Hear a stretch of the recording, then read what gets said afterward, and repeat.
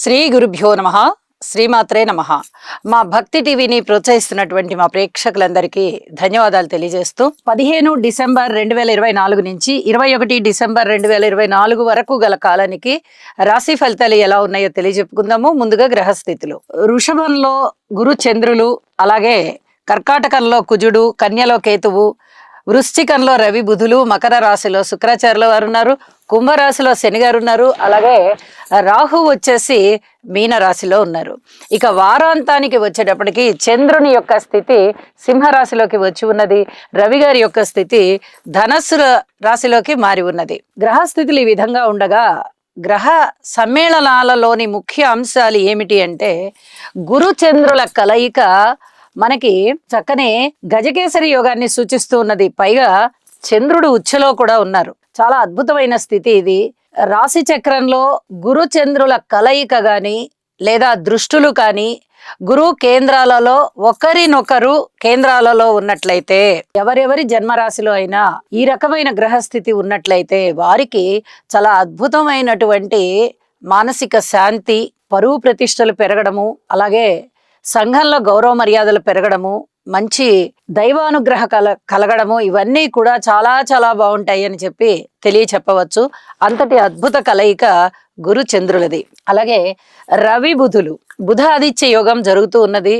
అయితే వారాంతానికి వెళ్ళేటప్పటికీ రవి గారి యొక్క స్థితి రాశి మారిపోయి ఉన్న కారణం చేత గ్రహము చివరికి వచ్చేసింది అనమాట.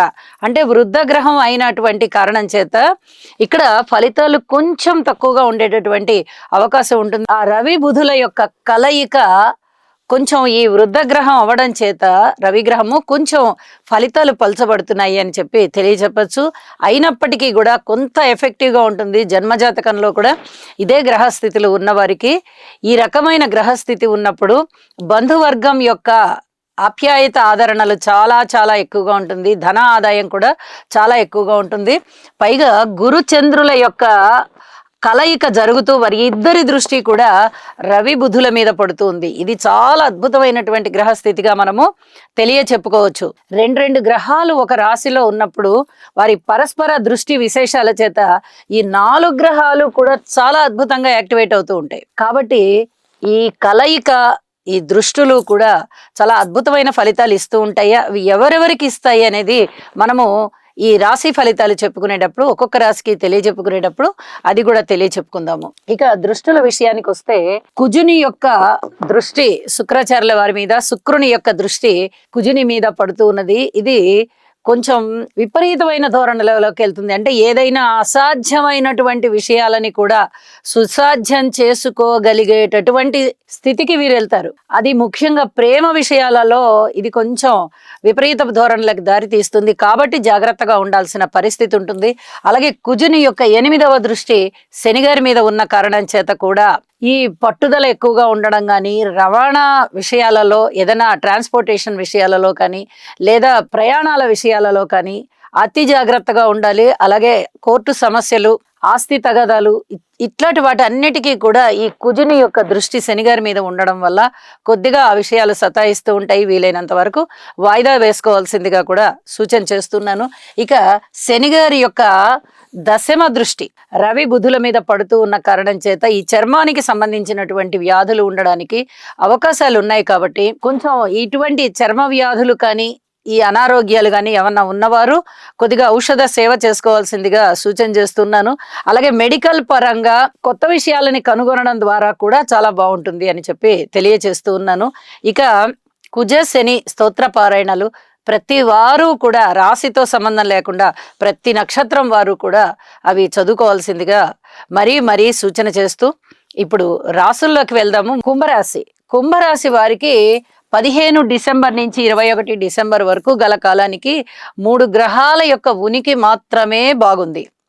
3 గ్రహాలు బాగున్నాయి అంటే ఉత్తమమైనటువంటి ఫలితాలే అని చెప్తూ ఉన్నప్పటికీ ఇక్కడ అసలైనటువంటి గోచారాన్ని నిర్దేశించేటటువంటి గ్రహాలు ఏవైతే ఉన్నాయో రాహు గాని, శనిగారు గాని, గురుగారు గాని, కేతువు గాని, ఆ 4 గ్రహాలు కూడా అంత పూర్తి బలవంతమైన స్థితిలో లేకపోవడం వల్ల కొద్దిగా జాగ్రత్తలతో కూడినటువంటి అంశాలు ఈ వారం ఉన్నాయి అని చెప్పి తెలియజేస్తూ ఉన్నాను. షష్ఠ స్థానంలో కుజుడు బాగున్నారు.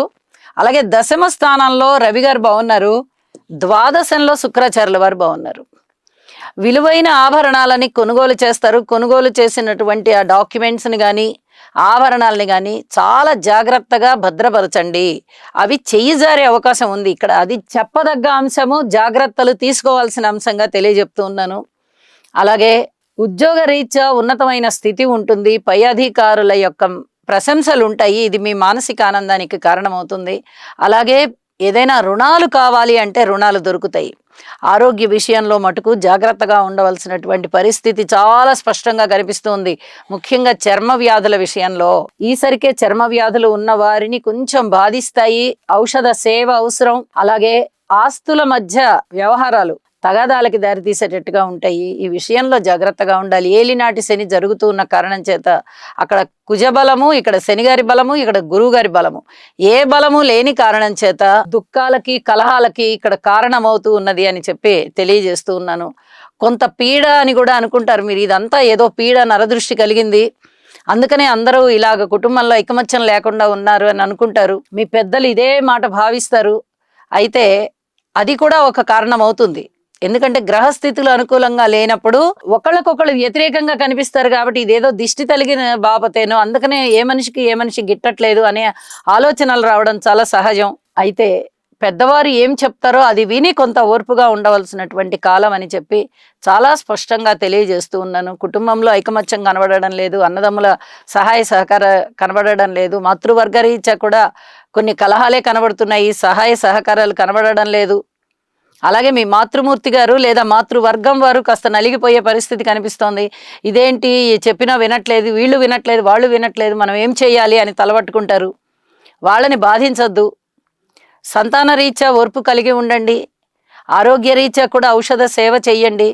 అలాగే మిత్రుల విషయంలో చాలా జాగ్రత్తగా ఉండండి. మీకు శత్రువులు ఎవరో మిత్రులు ఎవరో ఈ సమయంలో ఎవరు తెలియరు. ఇక్కడే జాగ్రత్తగా ఉండాలి.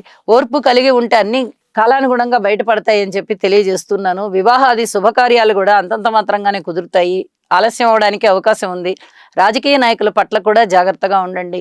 ఇక అన్ని అంశాలు జాగ్రత్తలతో కూడుకున్నవి అని చెప్పచ్చు. ఒక లాభస్థానంలోకి రవి గారు వస్తున్నారు. కుంభరాశికి లాభస్థానంలోకి వస్తున్నారు వారాంతంలో. ఇది చాలా చాలా చెప్పదగ్గ సూచన.